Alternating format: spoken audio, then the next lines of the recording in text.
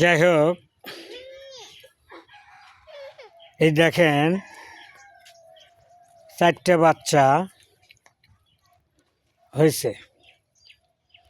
এই বরকিটার 4টে বাচ্চা হয়েছে, 2টে হাইল্যান্ড, 2টে খাসি।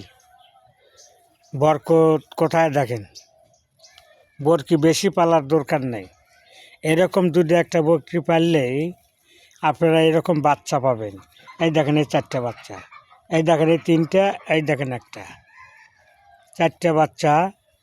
এটা সত্যি আসলেই এরকমভাবে দেখেন বরকির বৃদ্ধি হয়।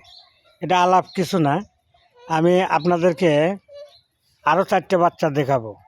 আর একটা বরকির বা বরকিটুক কতটুক, এটা বড় বকরি হলেও 4টে বাচ্চা হয়েছে।